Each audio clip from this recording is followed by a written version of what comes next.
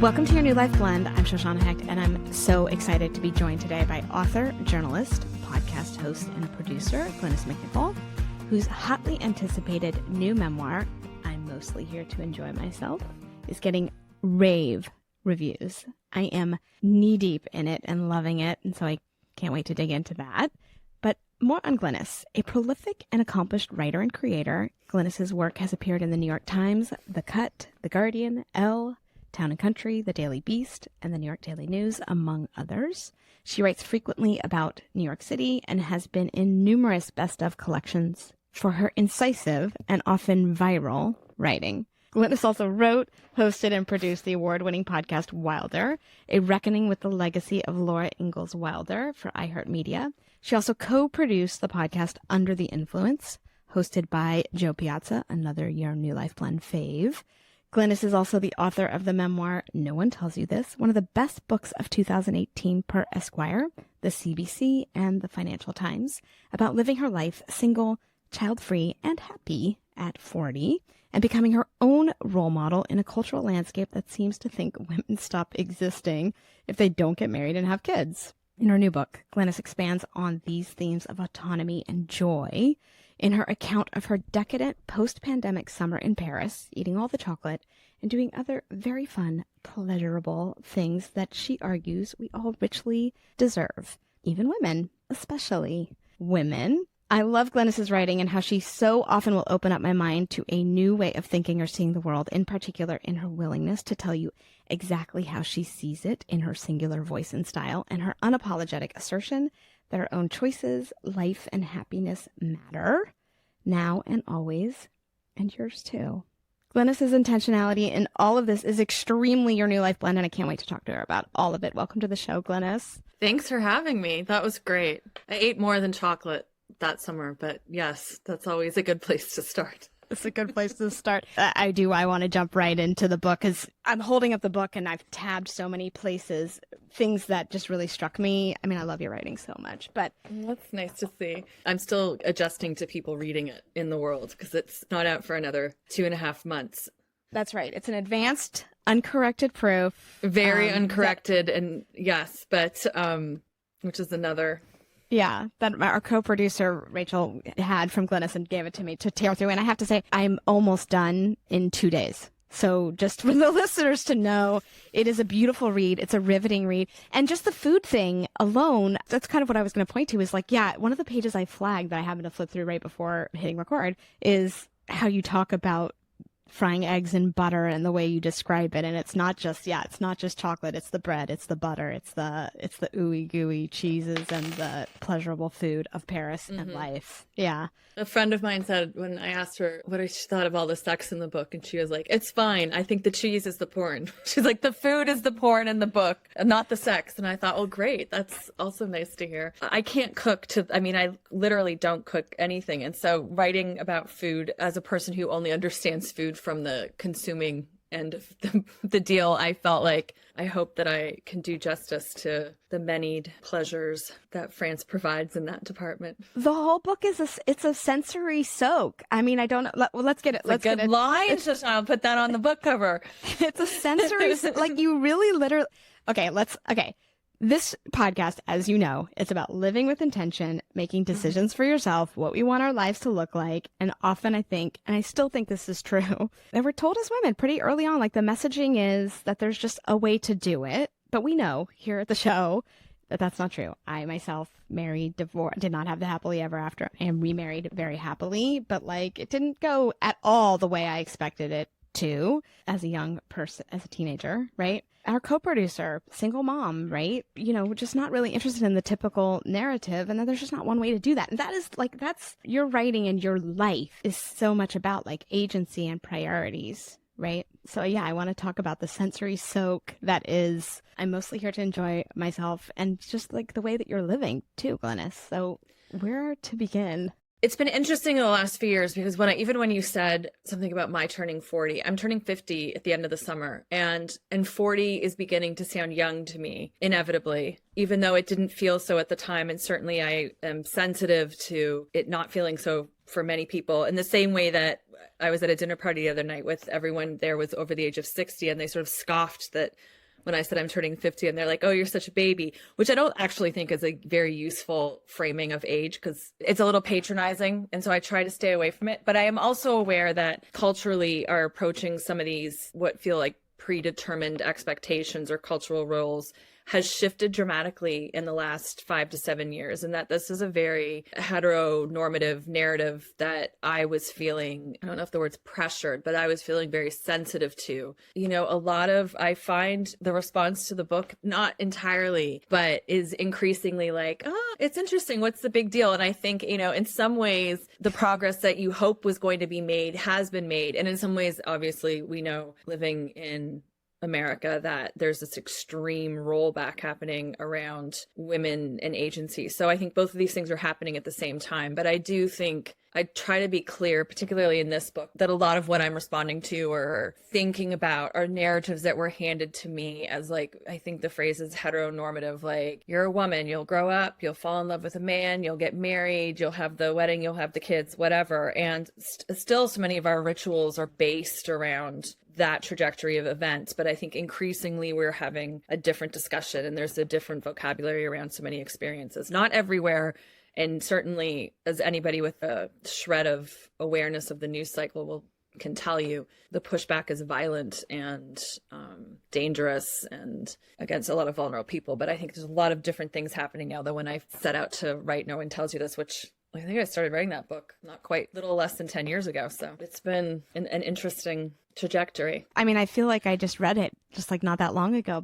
Well, it came out 6 years ago. It was a book about the year 2014 to 2015. Anyway, it's just sort of on my mind as we think these things through and who is feeling the pressure and what sort of pressure. Yeah, I think the thing you say about aging really struck me. I took a note on that, the framing of it, because I always say getting older beats the alternative, right? Never everybody gets 50. Yeah, I do think that this book is a lot more about aging than is about, I mean, I guess age and gender are very hard to separate because we do punish women for aging. That has not changed, I don't think, in very small ways. But this book is far more about the expectations and invisibility around age than it is necessarily around sort of the cultural norms of marriage or partnering and parenthood. Yes, I'm going to fist pump on that because it stuck out so much to me, Glynnis, as I've been reading it, and you know, maybe there's more to come in the last 40 pages I have left. There's a spanker in the last 40 pages, so get ready. I flipped ahead so that I would be oriented, but I'm going to go back and actually read. I did do a fast, so I'm aware.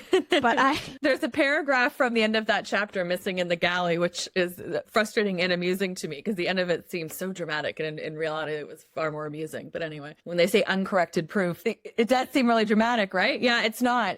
There's a paragraph. It's too boring to go into why, but there's a paragraph missing in the galley from the end of that chapter, and a couple of people have reached out to me being like, what happened? Are you okay? And I was like, yeah, it was just of the paragraphs to go missing in the book. It's amusing that one got lost. It's very cliffhangery. And what's funny about it, there's that whole section where you're finding your way out of the forest. And I was like, okay, I know Glynnis is okay, but I'm nervous. I wasn't like the way you wrote it. I'm like, I know she's fine, but I'm talking to her tomorrow in 2 days or whatever. But I was actually nervous for you. So it was well written because it was very. Oh, I'm glad to hear that. I sometimes tell people too, sort of to take us off a bit, when people ask me what the book is about, you know, depending who you talk to, it's about age, it's about sex, it's about food, as we say, or agency. And I sometimes think for me personally, it's a love letter to my bike because so much of my life and how I live is on a bike. And that bike ride I talk about in that chapter is hands down in my life one of my favorite, which is why, it made it into the book. It was sort of a really incredible bike ride home that night. It's beautifully written. Back just about the aging thing, because I actually think I had this thought a few times. It grew actually, this feeling of every woman of every age should read this book because it's not, because I have read more graphic sex in books than this, for sure. It's beautifully written. It is very sexy and all that. But what really struck me over and over again was how you saw yourself so differently, and your beauty and your desirability, and how that how that changed the self-love side of it, your view of yourself. Literally and metaphorically. Yeah, maybe we should tell people who are listening. I feel like we jumped ahead, but the premise of I'm mostly here to enjoy myself is after it takes place in August and a little bit of September 2021, and comes at the end of a year to a year and a half of me being primarily completely alone in my very small Upper West Side apartment during COVID, during lockdown. And after, we went into lockdown March 2020, and by June 2021, the vaccines had sort of rolled out, and there was this sense of an impending sort of re-release into life, which sort of started that summer. And right before the Delta wave, I sort of feel like in the action version of this movie, I had bought a plane ticket to Paris sort of out of desperation and out of the stagnation of everything, was punishing in another sort of way. And I had an apartment to stay in Paris. So I bought the plane ticket, and it sort of felt like as the plane was taking off, sort of the wave of Delta was coming in behind me. And it was this sense of like, I'm just going to go. And when I landed in Paris, the city I have a large community of friends here, and I've spent a lot of time here. But when I landed, the city was completely free of tourists, which is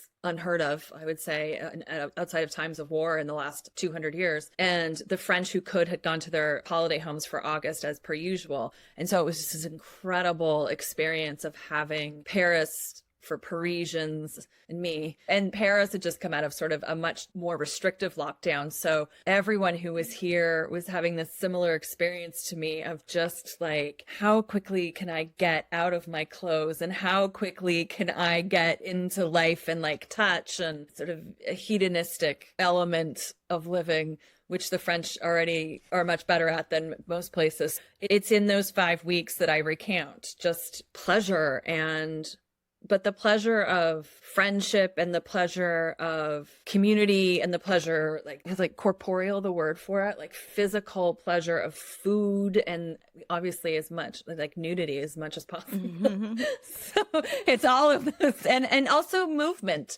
You say agency, and one of the themes of the podcast is agency. Quite literally in my life, like, I think of my life as being determined by my ability to literally move. I ride my bike everywhere. I am able to leave sort of at will within, the confines of limited funds, etc. But that's sort of what I was trying to capture in the book, and this sense of it happening in a moment where I turned 47 in that book. This sense of you're headed into sort of the age of women where you cease to see any version of yourself in the culture at all, and you are you are just encouraged to think of everything to come as just going to get worse. Your sexual appeal will diminish, your opportunity will diminish, your viability will diminish. And in my experience, it's been the complete opposite. And so, as usual, I'm wanted to just let people know. Well, and that was my point about like, I feel like everyone should read this because it's like this unfolding. And there was several moments where you would look back at like older pictures and be like, I was so hot, like pictures that we like, and we all do that, right? Like we look back and we're like, the book is very fresh because I've just been reading it the last 2 days, but it's like, it's great. I haven't done that. I'm doing the audio, but I get back to we should say this podcast. I'm actually in Paris right now doing this podcast. That's right. Of course. Absolutely. Only insofar as I fly back to New York this weekend, and I'm doing the audiobook week after next. So I will reacquaint myself with all of the sentences that could have been sharper. I'm sure that I will come back to and be like, what were you thinking? I don't think so. I mean, I think, always, but it's riveting and pleasurable and enjoyable. Mm-hmm. Also, all these things that are just so thought provoking too, Glynnis, like where your friend is like, as opposed to picking the picture where she looks, the photo where she looks the most alive or very alive, she picks the one where she looks more perfect. It wrenches the heart a little bit. Because we all do it too. I mean, I think sitting during COVID and just craving experience, just being like craving touch or craving being seen or whatever it is. And I'd be going back through photos and just think like, oh God, I remember seeing this.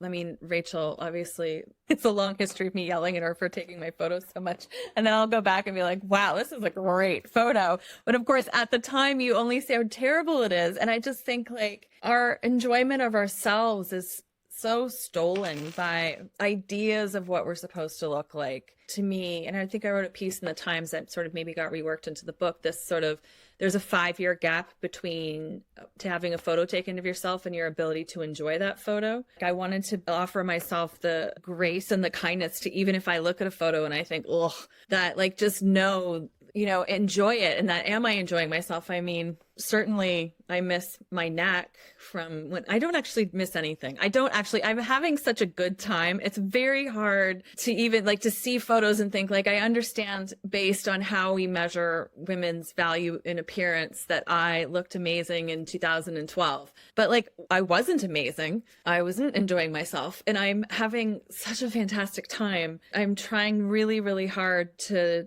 make that gap be as small as possible, or non-existent, or not worry about it at all. And again, just going back to, I mean, and you say that in the book and you're saying it now, and I think it's really important. And it's reminding me of what you touched on at the top, which is rights, access to care and support and equality. There's a thread and the rollbacks. The message of this book that is like just a through line for you feels more urgent than ever. I think so. I know I said this a bunch when the last book came out, but I really think it may be even more relevant now, which is I was born in 1974, which is obviously the year after Roe was passed in America, and is also the same year that women were first allowed to have bank accounts and credit cards in their name. Mm-hmm. And I look at the life I'm leading now in terms of the degree of agency I have over my own life.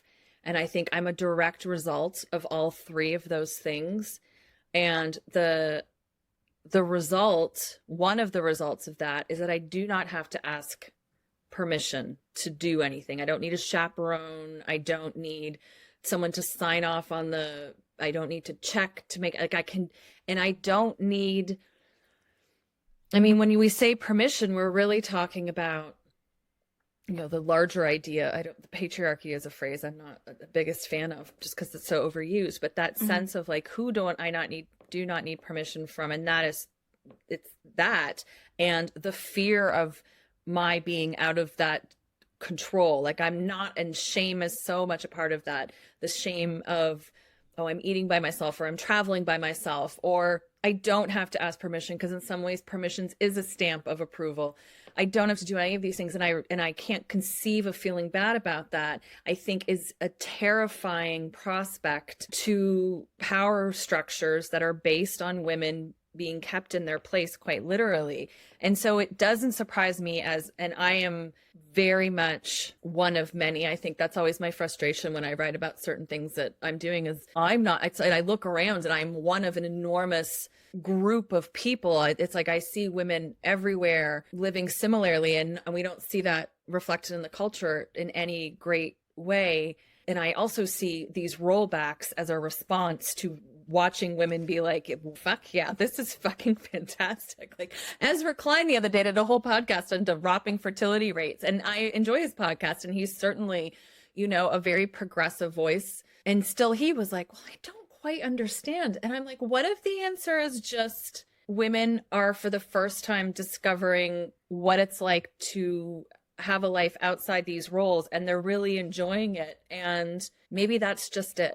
Maybe it's not, maybe that's as simple as it is. And it's so new still. And the reason people are having less children or no children is because, wow, this is, you know, so dazzling in certain ways. And in certain ways, it's, you know, just as hard as anything else. So it's really interesting to sort of be on the crest of that wave and recognize that you are, and see how, and sort of understand so much of overturning of Roe, this push to make no fault divorce not a thing, the trad wife movement is really in response to, oh my God, they actually don't need us. They're having a really good time. And holy shit, how do we get them back inside the house? Right. And also all the other larger forces too, like what's happening with the climate and like. Yeah, the irony of it, we're finally arriving at, and these things are completely connected, that we're finally arriving at a moment where sort of women, and certainly in the past, women have been able to travel, but so much of that is tied to money. So the last 75 years tied to money, and certainly we've only had birth control for the last 50, and now all these things are tied together. And you're like at this moment where the sense of like, oh, we can finally do everything, of course, collides with climate change, which is is just the upheaval around it. And not just, I mean, being in Europe right now, I mean, we're not unaware of Russia and the States, but there's a proximity reality to being here that shifts that a little bit too. So yeah, this is all happening at the same time. And certainly that summer, even though it predates Dobbs, it didn't predate it enough. It's not that we didn't know this was coming, and it's not like all these other things weren't at play too. And having been in New York City for the last 25 years or whatever, this awareness of how fortunate I'm able to do what I'm able to do, and how fortunate that I'm a person who's completely set up personality and life-wise to do it, is able to take advantage of it in this moment, and how rare it is, and the absurdity of ever feeling any shred of shame about it. Because it's not the epilogue. Is it the epigraph, the little quote you put at the beginning of a book? I think that's what it's called. Yeah, epigraph. I think so. I was getting confused. Yeah. The epigraph in this, one of the epigraphs is from The Handmaid's Tale. Did you read The Handmaid's Tale? Ages and ages ago. Okay. Yeah. Well, I don't know if you remember. Some people don't remember because I think a lot of people watch the show now. But in the novel The Handmaid's Tale, there is an epilogue where you realize that the whole book is actually, they're at an academic conference in the future, and someone has found this diary in a wall, and they're debating the veracity of Offred's tale. Was it representative of how women lived at the time in a widespread way? And there was part of me when I wrote all this down, being so aware of how precarious the life I'm leading is in terms of like all of the forces at work right now. I just thought I should write it down in case it does get shoved in a wall somewhere, just as like evidence this was possible for a brief period of time if we go careening back into the way things have been for women and for most people for most of history. Oh, so many things to talk about. I mean, I do want to name, yeah, thank you. I think of you as someone who has a high tolerance for risk. I do have a high tolerance for risk, yes. Some might say too high a tolerance. Some might, but I don't know. So if you're at least I know how to benefit from it. I do have that conversation. I know it's in the book, Josh, but I do have that Rachel and I have had that conversation. Like a high tolerant, people who are rewarded for having a high tolerance of risk oftentimes have a high bank account number, and at neither. There are times where I'm just like, it's privileged to have a high tolerance for risk, right? Because it's not, there's so many factors that play in that, including health. That's right. Thanks for saying that, because there's a little bit of a luxury to like, what's it like to not feel anxious about all the things? I mean, you have taken some big risks, and I think you wrote about that, Rachel, co-producer of the podcast. She's like, remember that piece she wrote? I think we're alone now. Welcome, right? Which really, for the New York Times at the beginning of like early 2020, where it was like, I was like, some of us have been living like this for quite some. Listen, there's a lot of anxiety. I do have a high tolerance for risk, and that is partly me, and I can claim that. But I'm aware of certain things that have allowed me to foster that. But certainly at the beginning of the pandemic, where many, many people are like, this was not in my 5-year plan. And I thought, wow, what a luxury to have a 5-year plan. I mean, I coach people all the time on like having a target, not the end, but an end, like something you're working towards. And often I will anchor people in like 3 to 5 years. But I also add in that we evolve, because this is humans and because stuff happens to us, right? So that's the thing we talk about here a lot on this podcast is like we make plans, we live intentionally, we design our lives, but also like, what do we do when life throws all kinds of stuff at us? This is specific to my choice to be a writer in a world where the media industry has been collapsing at an ever increasing rate for the last 15 years. I think some of the anxiety I feel right now is there not being a place.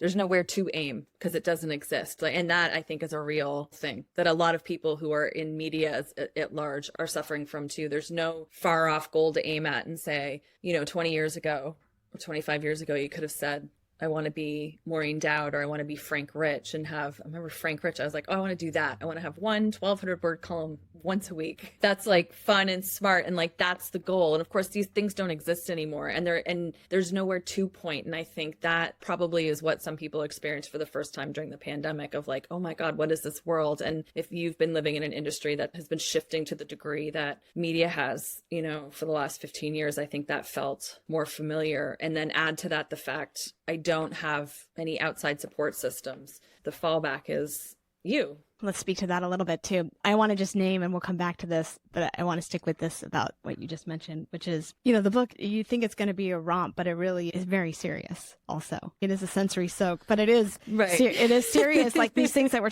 like it is a very... I think enjoyment is serious. I think... Agree, but it also explores these these much deeper questions about how we get to see ourselves, how we get to live, what are the kinds of stories that are uplifted for women and men, right? About what's possible possible for women? Like, how do we all, work together? So yeah, pleasure is serious. Agree. And there's a lot of layers. There's a lot of layers, and there is some romping. There's y'all. The romping is good. There's an ass on the cover of this book for a reason. There is. She's rolling around naked on her furs. It's great. It's amazing. When it's all you're an orphan, I guess. Yeah, I suppose I am. It's hard to say I'm an orphan when I'm almost 50. That just feels sort of... It's an odd thing to say, but I think it's... like a natural aging thing. But I did not come from a family situation in which there was any security, financial or emotional or otherwise. And so when we talk about tolerance for a risk, there's a potential for failure too. And I'm sure those two things are tied together in ways that if I could afford therapy, I'd probably unpack. Instead, I just keep writing books about myself. Yeah, it's complicated. It is complicated. And it has a lot to do, the older I get, the more I'm aware of, like, so much of this has to do with health, right? Touch wood, I've been in good health, and I'm increasingly just so aware of when I was 25 and in good health, I didn't think twice about it. But when you're 50 and in good health, every mammogram, the waiting period between the mammogram and the test results is a little bit of a life, like, what's the Ghost of Christmas Future? It's a little bit Ghost of Christmas, where you're just like, oh, if this goes badly, especially when you're in America. And I say that because the conversation, I'm in France where they really do have comprehensive health coverage, and nothing is ideal. And as a Canadian, I know how the Americans can idealize Canadian health coverage, but like really understanding the penalties for health issues in the United States and the bankruptcy. And have you read Annie Ernaux? She won the Nobel Literature Prize last year. She's an amazing writer who writes a lot of memoir-esque stuff and has done for decades. She's French. And someone said, I just love her writing so much. It's just incredible. And I just thought, and some of her books are really like 50 pages. It's amazing. And I'm so aware of and I don't know the details of her life, but I'm like, no one could make this career in the States, because I'm like, she also had comprehensive health coverage, which makes a huge difference when you're wanting to devote your art to something. It's true. I mean, in between at every mammogram,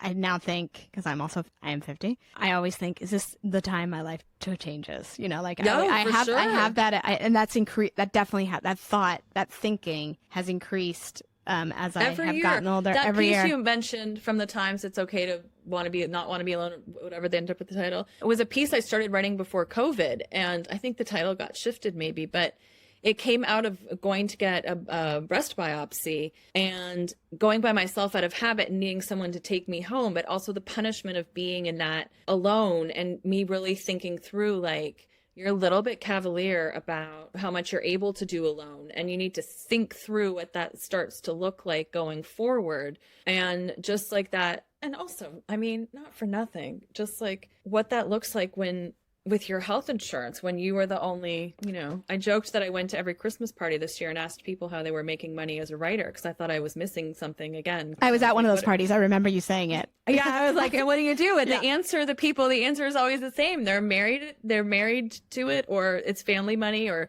someone else's health insurance is relieving that. And those are all real concerns in the States where they're not, It's true. I mean, I am married to a Canadian, and we talk a lot about... he was Canadian. Oh, yeah. That's crazy. I didn't know that. Really? Yeah. No, wow, I can't believe I didn't know that. I can't believe that either. I'm stunned.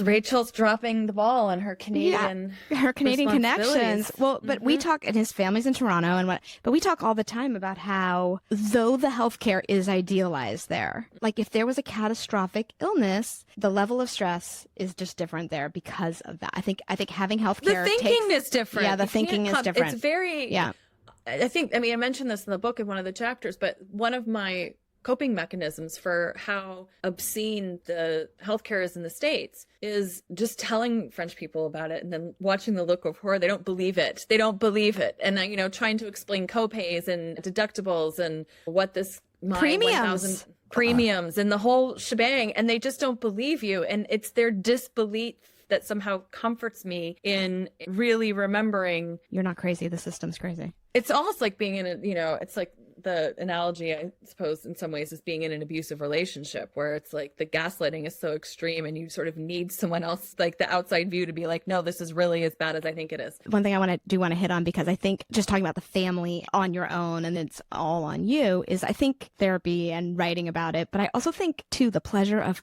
community. Like that's a real through line for you too, like supporting women, talking to women, building a community of women. And like, it's the co-producer of the podcast, Rachel, editorial producer. I mean, you guys were co-founders of a women's network, which was a huge that you sold in 2020 called The List, right? But ran it for almost 10 years. I think that's a real through line for you, right? I got invited to join, which was like kind of a game changer in my life. I was key in my life after moving to New York. Huge. What year did you move to New York? I moved to New York in 2011, but kind of got introduced to it mid 2000s and joined in 2017. So yeah, it was like a whole revolutionary and deeply impactful. This is nothing new, but I think the language around female community, which, you know, in my mother's day was like the Tupperware community, and in my grandmother's day was church community, shifted a lot. And I think alongside that has shifted, you know, Raina Cohn has a book out. Let me Google the title of it actually, because it's such a good, The Other Significant Others, Reimagining Life with Friendship at the Center. I think what we've seen emerging, you know, in the last 10 to 15 years, particularly as people get married much later, is, you know, friendships playing a key role, a key support pillar, and there's no real recognition around that, and there's no language around that or ritual necessarily. And all of these sort of communities in whatever form they're taking, or friendships, personal friendships in my life, and in the case of The List, that was a crossover of the two, is adding, you know, scaffolding or infrastructure or ways to officially recognize these relationships and how important they are. Because I think traditionally it was, you moved into marriage, you moved straight from the house into marriage, and the girlfriends you had, you sort of stayed in touch with, but they were not your pivotal support systems in really punishing ways. So because my friendships are so pivotal and have been, I'm constantly trying to recognize them for that. And I think, again, in the last 5 to 6 years, and probably longer than that, what we've seen is, you know, a cultural, longer than that, that's the whole premise of Sex and the City, right? Even though their entire goal is we want to have sex and get married, really that's a show that's largely about the importance of female friendship in adult lives, not in I'm in college. So it is a through line because that's been my experience. And I think that my experience is not unique by any means at all. I think actually, Shoshana, my experience is not unique across the board. I'm not that unique. And partly what compels me to write about these things is the frustration of knowing I'm not unique and the loneliness that comes from not seeing yourself in a culture, and then the frustration that comes from knowing you're one of many. Not, you know, this is not an iconoclastic. That's it, Glynnis. I mean, that way to bring it back around for me, because that is, you went exactly where I was thinking, which is, I don't remember if this, I don't think it's in the book. It's hard when I'm prepping for these to remember exactly where I read what you said, but I can't remember things I've written, to be clear. I'm like, where did I read that? Oh, I wrote it. Oh, okay. But like, yes. I think this was from your newsletter where it was like the feedback you got from No One Tells You This was like, you think you're unique, lady, like whatever. Always. But like you couldn't see yourself. And I think that's what's really important about this is I think you're right. Like people are living this way, but it's not messaged. We're not soaking in it the way we're soaking in other messages. And I think it's for that reason, like one of my favorite coaching questions and questions for life is like, what more is possible for us? What are the ways that we can live this one life that we get, hopefully for like a good, long, healthy time? Yeah. You know, when you said that we're not seeing it in the culture, Sarah Schulman, who's an amazing writer and obviously an activist and a novelist, when Roe was overturned, she wrote a piece in the New Republic, and there's a quote from it, which I will read to you and you can cut out if you want, but it really stuck with me. She said, men have had almost exclusive control of how women are represented since forever. And today, women creators and gatekeepers consciously or unconsciously replicate those distortions in order to stay in the game. The obstacle is that in the US, we confuse familiarity with quality. So when writers try to bring in truly complex work from women's point of view, the newness of the material creates anxieties in producers, publishers, and other gatekeepers, which they may not even understand themselves. And I've thought about that. I mean, that influenced a lot of, and you'll see in the last chapter when you get there, like they're thinking of, because as a person who has somewhat frequently been told the narrative I'm trying to convey is not a narrative, or it's not worthy of a story, or we don't understand, like, what's your instigating instigant? How do we know you're happy? Like, where is this ending? How do we know you have an ending if the ending is not, you know, I always say at the end of the hour of the birth canal, like, how do we understand women's lives outside of this as value props? How do I understand it outside of a value prop? Like, this is very, very, I could be and am and was in that summer so excited, but it's so hard to almost believe in your own enjoyment when you can't see yourself, when there's nowhere to point, there's no language to point to. So it did happen so much with No Intelligence, where I would hear from people, they'd be like, do you think you're the first woman to ever not get married and not have kids? And I'm like, you've got to be kidding me. Like, I mean, but point me to the movie that says that. Like, as the only one I ever think of is An Unmarried Woman, which is not available for streaming. It's a constant frustration. Yeah. I just lost my headphones. And on that note, you need a drink after this. I just like, hold on. Let me get myself back together. I mean, it is the wine hour here, so yeah, I know we have to wrap. Like, but I could just I mean, honestly, could talk about like that alone for ages and ages, and like how no one tells you this should be a movie, and it isn't, because of exactly everything you just said. I read that, like I know why, and you know what image popped in my head when I was reading that, and then we have to tell everyone what lipstick you're wearing. Was it Real Women Have Curves, where she walks off? Do you remember that? Is that America Ferrera's? Like, is that the movie where she got famous? Am I remembering? Maybe, but that? I even just hate that title. Like, I know, of course, but I hate that the title. No shade on anyone involved in that. I recognize where that. And it was old, and it was a while ago. Yeah. Yeah. The sense of like, you have to be defiant. Like, you have to like, I'm defiant because I have curves, as opposed to just, I remember when the first season of Girls came out. I mean, it's shocking to think about how shocking it was that Lena Dunham allowed her body to be seen on TV, and that she was sexually, viable and not ashamed of herself. And like, how I remember Emily Nussbaum writing a piece about that in Girls, like, it was absolutely shocking. And so when you say something that like, Real Women of all of this stuff, all of this, like, it's just, why can't it be, as opposed to it be the plot point? Do you know what I mean? Like, why can't it just be? Because it just is in our lives. It's not like I walk around being like, as I remember it, that was the point of the movie, where she walks off into the sunset, just owning herself and not into it, not in a relationship, not into anything. You reminded me of like one guy I dated that I loved between husbands. He just said to me, like, he said, you have to understand that like any woman can go home at a bar with anyone she wants at any time. I know but I have to say, not like, certainly there's some element of that in this book, but the fact it took me until my mid 40s to fully grasp that is such a it's not a condemnation of me. It's a condemnation of the entirety of the culture that is geared towards us feeling inferior in every way possible, to the point where I was shocked to discover this. And now I'm just like, now I continue to know and enjoy the reality of that. But like, it was so shocking to me that it's so enraging that it's a shock. But that's my point. Deeper, many layers to this narrative, like to this book. Well, when you think about the way we think about sexually viable, older women, it's funny. I think our understanding of age has, and I'm not saying this, because I want it to be true. Excuse me. I don't actually care, but I do think our understanding of age and women has shifted dramatically in the last 15 years. So that when I say I'm an older woman, I guess I am an older woman if you're 25, but it used to be a sexually viable older woman was a comedy trope, like it was a punchline, that it was like, what was that?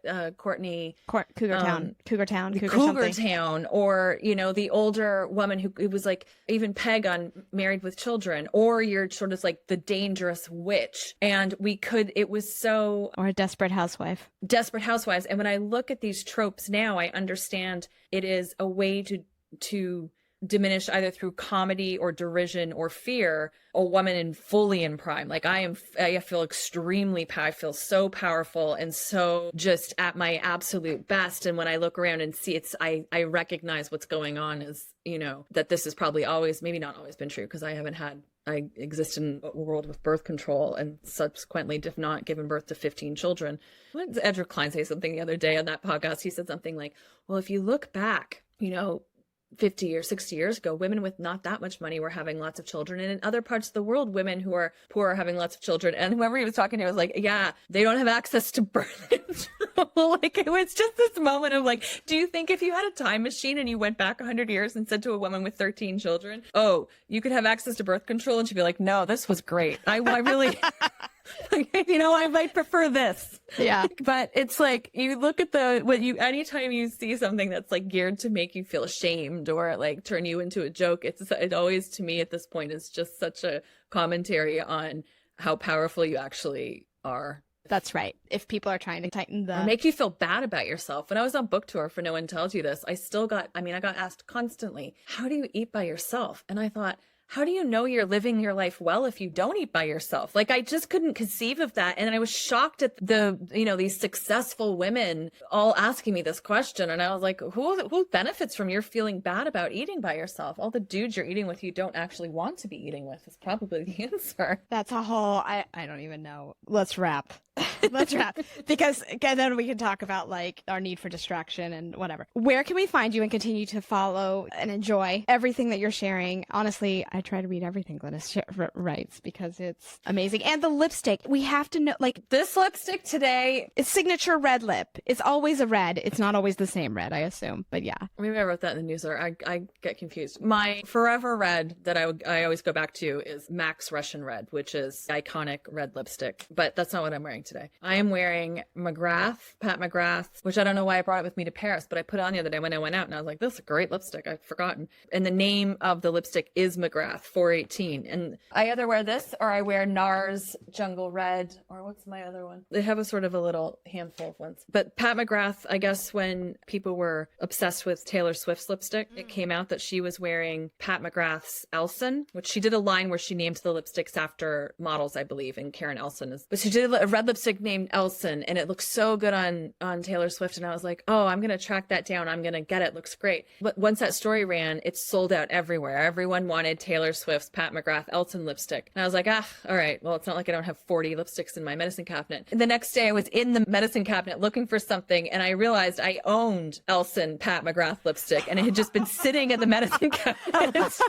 for like a year, and when I put it on, I was like, oh, I don't know it's here because it doesn't look good on me. But it was such a funny moment where I was just like, you're ahead of yourself. It's like when you go to look for something and you're like, where did I leave it? You've left it in the exact right space for yourself. And then, like I had already done my red lipstick diligence. And I was like, oh, I should give this to someone because they'll want it. And not every red looks good on everybody. So it's good. Much like that was part of the skincare newsletter I sent out where I was like, it's great to follow skin influencers and we all love different stuff. But like skincare is like birth control. It's whatever works. Just it's very personal at the end of the day, and just moisturize and wear sunblock. Where are we following along? Oh, right. My getting Instagram your great, your great, the review, the reviews, like, and one more thing, but the reviews are pouring in. It's amazing, and like people need to know. So tell us.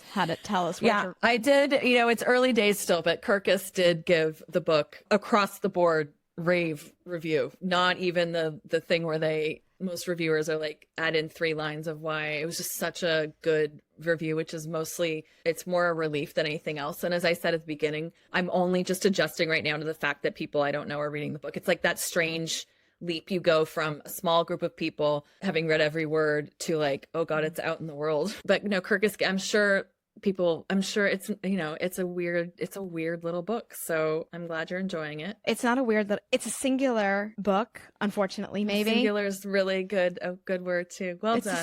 It's singular and it's beautiful and it's important. It's deep, like it's layered. People like you want to get your hands on it. There's depth. Kirkus said that too, Shoshana, so thank you. They said there's depth. That doesn't mean there's depth to the book, which I like hearing. I mean, it's not Emily in Paris for any number of reasons. And also too, it captures this, what I've realized now, having been back in Paris so much since then, it captures this very strange moment of empty Paris, which I'm not sure, it's just like a very magical sort of time where how many people in history have had Paris to themselves at night, which is, speak about that chapter of me on the bike was part of that chapter. That's right. So they'll find website, GlynnisMacNicol.com, Instagram, No One Tells You This, and I have a newsletter called Good Decisions on Substack. Deeply rooted in this book about, it is. There's a chapter, the title of that newsletter comes from what friends of mine and I used to say to each other whenever we make a good decision, we'd be like, oh, good decision. Because I don't think on a very basic level, women are often rewarded for making decisions on their own behalf. And I was like, good decision. And that's on Substack. And also there's a link to it on the website. We're going to link to it all in the show notes. So it'll all be there. What's your best decision, Shoshana? Oh, my best decision? Well, what's one of your best decisions? Wow, that's a stumper. This should be, should have this as a reoccurring feature. The newsletter is only like 2 months old, so I'm still sort of lurching around in it to see what feels right, but that might be. Starting this podcast was an excellent decision. It exists because of Rachel Sklar, producer. She was on me for, I think, a year. She was like, this is a podcast. Yes, you can do it, and you would be amazing. And I'm not just saying that because she's producing on this episode right now, listening in, but it's actually true. It's actually the first thing that flew into my head. There's a long long list of people who could say this good thing I did exists because Rachel suggested it. She could ever have a testimonial page. Yeah. Someone ever suggested to Rachel to have a testimonial page. Definitely. And I have said it before, I say it again, like it exists because of her, and it's changed, like it's shaped me. The feedback's really nice from it. I get amazing guests like you, and it's really helping me, I think, form, just like deepen this point of view about like what is it, something I've been coaching on for years, but really came alive in the pandemic. And also, I don't know, like there've been so many where I just took matters into my own hand, like leaving a career and taking that pay cut and transitioning into the other thing. And all roads have led to the same. So I think you should have that as a feature. Get some good pull quotes for the newsletter. I know. For that. I think so too. Yeah. Well, thank you for being here. Thank you for having me. This is all good practice. You can tell, as I'm sure anyone listening to this podcast, is that I'm still figuring out how to talk succinctly about this book, but I was riveted on hanging on every word. But so anyway, so thank you for testing it out with us, and thanks for being here, and thanks everyone for listening. This has been your New Life Blend. I'm Shoshana Hecht, reminding you as ever to be gentle with yourself.